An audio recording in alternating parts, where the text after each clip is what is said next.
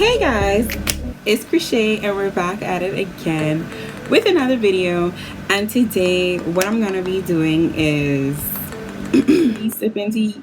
Is it spilling tea? If it's about you, or is it okay, well, okay, either way, tea. Tea. So we're gonna talk about the time that I dated a psycho online. And I probably should have written down the facts. The story is gonna be all over the place. So buckle up, get ready, and we gotta do it. But so probably about, this happened like 2 years ago. Kinda like 2 years ago when I don't know, I think I just graduated from finishing college. I just graduated from college, and I was single, and your girl was ready to mingle and get snatched up, little spoon vibes, you feel me? No, okay. But I was definitely looking, but I could say that I was definitely looking in the wrong places, because I feel like the people who were hitting me up were creeps. Crochet, creeps, they don't really go together, you feel me? So I said, let me try online dating. I'm not gonna say the site, but I went on a site. It was like an anonymous site where you put your name and you you chat with people, and then I guess if you want to, you could take it to various platforms if you enjoy who you're chatting with. And I went on the site. I didn't tell people where I was from because safety first. I was just like, okay, well, my name is Olivia from Florida. And I mean, I don't think these people ever actually, well, if they did, oh well. But I was just like, ultimately I met this person. Well, I chatted with this person, and I was like, oh my gosh, you're really funny and you're a human being. We're gonna talk. And then we ended up talking, and it wasn't like a weird conversation. It was very haha funny, what are you doing here type of thing. But looking back, this is not the place to meet. Public service announcement, warning. And to those people who have met their the love of their life, their spouse, their significant other, via a chat website or online, this is not a shot to you, because I do believe that's possible. However, and correct me if I'm wrong on this, but there are a large number of weirdos on these websites, and they try to be kind of like predators and trying to see how much stuff they can see online. And I just wasn't about that. But yeah, I met this guy, and he was cool. I don't remember what his name was, but he was white, and let's say his name was Derek. So I met Derek. He was really cool. He's really funny. And then I said, okay, well, no, I think I don't know who initiated it, but we changed platforms, and then we ended up talking, I think, on Viber, on calls. So it was never really chat with him. It was phone calls. So I would talk with him, and he would just, talk to me nice.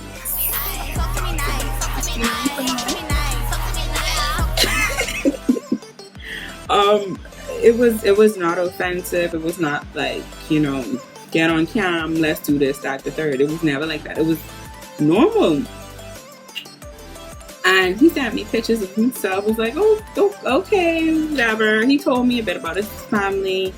But in this particular conversation, he mentioned that he lost his sister. And I didn't want to delve in. Or this might have been like the second time we talked. We used to like talk like kind of late at night. Maybe that's a bad time too. But when you're looking for love, okay,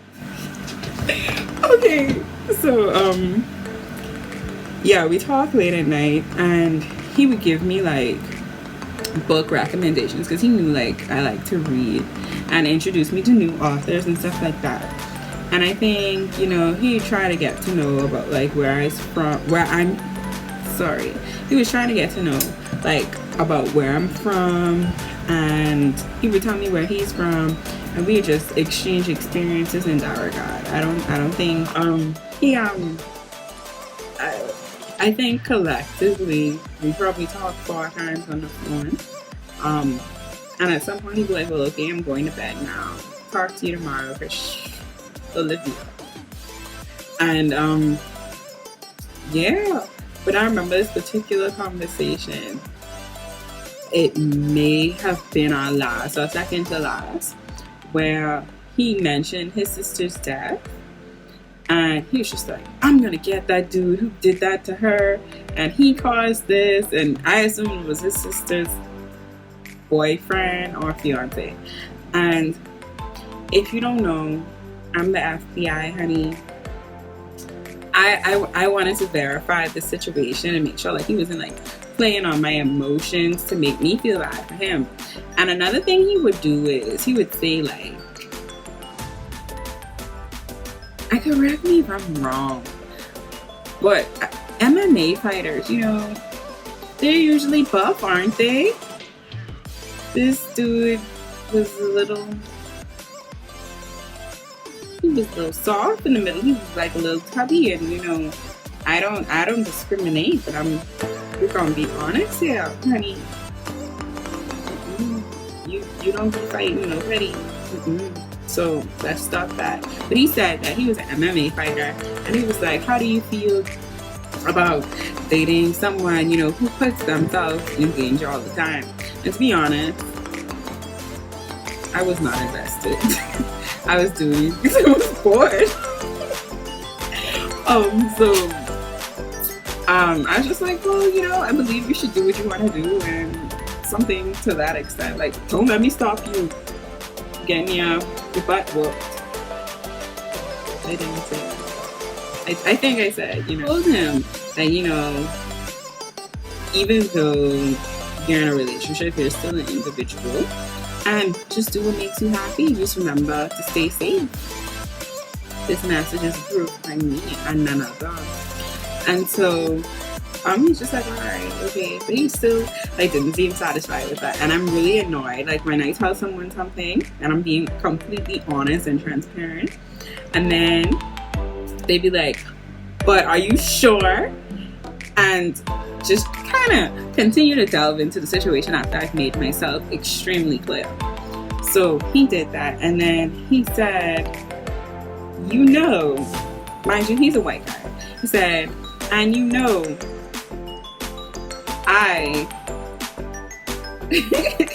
he said, you know, I've dated black girls before. And then I just like, it kind of makes me like, well, you did.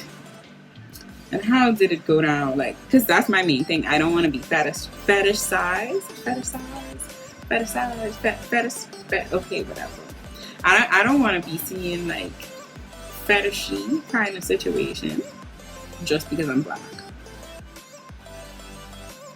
You do that on your own time, man. So, yeah. So he said that, and I was just like, well, okay. And it's just like, my family will love you.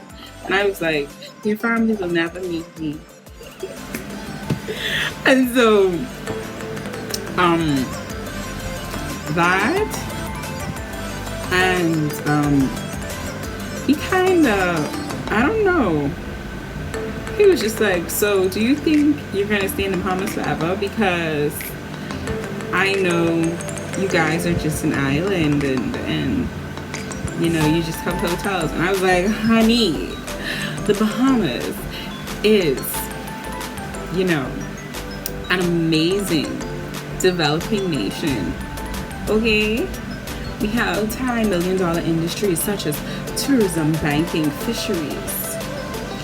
And the list goes on, honey. Do not try to play me, okay? That's one thing you're not going to do is talk to a Bahamian but that country.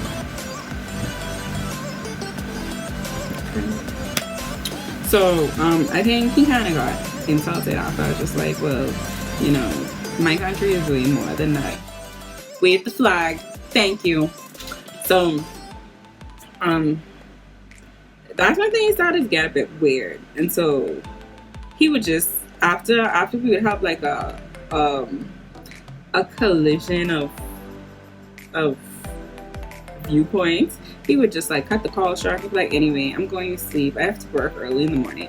And he told me that he was 25. Again, he sent me a picture and he was not 25 nor an MMA fighter. But ultimately, I think in our last phone conversation, I may have tried to talk to him about his sister and try to console him about his sister's death. You know, I don't know who gave me the license to be, you know, the authority on death and family issues. I was just like, this 22-year-old me, I was just like, well, you know, I'm sure she's in a better place.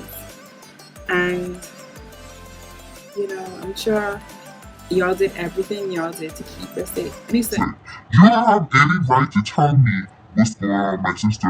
You don't know anything about anything. And I was like, well, technically you're right. I don't know you either. So I was just like, well, okay then. And he's just like, that guy who caused her to die, I'm gonna get him back. That's why I became an MMA fighter in the first place. And I'm gonna deal with him. And I was just like, I don't want to be an accessory to murder. Let me just ease up out of this conversation. And I don't remember how that call ended, but what I do remember is us never talking again. I think I had messaged him, maybe. Messaged me like 3 months later. After I messaged him, he's just like, oh, I'm so sorry. I lost my phone in a ski accident. Blah, blah, blah, blah, blah, blah. So I was like, okay. And that's the end of our relationship. But yeah, the point of the story is just do not talk to strangers online. It's not normal. You know what I'm saying? Especially when you can't get a full perspective of their life.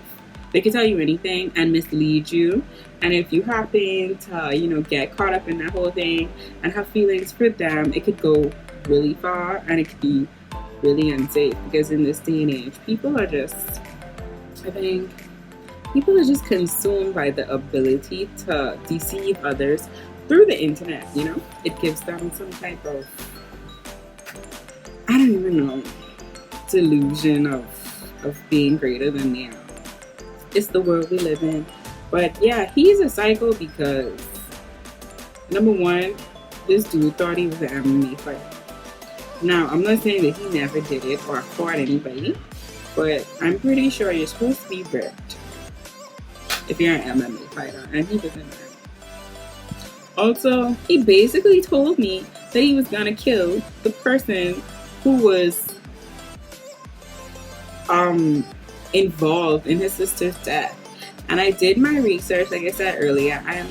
He was a part of the family that he claimed to be a part of. And his sister, whom I found on Facebook, she actually did pass away in the timeline, which he gave me. However, you just don't tell strangers that you're about to kill people. That's not normal. But that's the end of my story time, guys. Don't talk to strangers. That's the end of my story time, guys. I hope you enjoyed it and you actually learned something. And remember to like, share, and subscribe, and come back next time.